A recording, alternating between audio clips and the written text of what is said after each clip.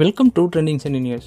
Karthigai Deepam serial மூலயமா மக்கள் மனசில் நீங்காத இடம் பிடிச்ச அர்த்திகா கார்த்திகை தீபம் சீரியல் ப்ராஜெக்ட் முடிச்சதுக்கு அப்புறமா வந்துட்டு அவங்களுடைய டெய்லி லைஃப்பை வாழ்ந்துட்டு வர்றாங்க.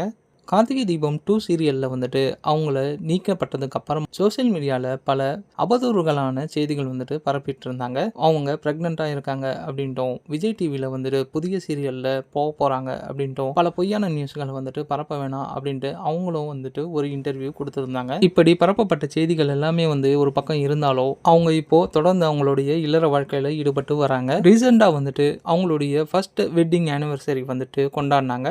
இதுக்காக அவங்க கொடைக்கானல் போயிட்டு அவங்களுடைய ஃபர்ஸ்ட் ஆனிவர்சரியை கொண்டாடியிருக்காங்க. இதுக்கான வீடியோக்களும் ஃபோட்டோக்களும் வந்துட்டு சோஷியல் மீடியாவில் அவங்க ஷேர் பண்ணியிருக்காங்க. அர்த்திகா வந்து சீரியலில் நடிக்காதது ரசிகர்களுக்கு ஏமாற்றத்தை கொடுத்தாலும் தினமும் அவங்க பண்ணுற ஆக்டிவிட்டீஸ் எல்லாமே வந்து வீடியோவாக அவங்க சோஷியல் மீடியாவில் ஷேர் பண்ணிட்டு வராங்க. திரும்பவும் அவங்க சீரியல் வரணும் அப்படின்றது தான் வந்து அவங்க ரசிகர்களுடைய பெரிய எதிர்பார்ப்பாக இருக்குது அப்படின்ட்டு சொல்லலாம். நாமளும் அவங்க வெட்டிங் ஆனிவர்சரிக்கு ஒரு வாழ்த்துக்களை சொல்லிட்டு இதோட இந்த வீடியோவை க்ளோஸ் பண்ணிக்கலாம். தேங்க்யூ ஃபார் வாட்சிங் ஃப்ரெண்ட்ஸ்.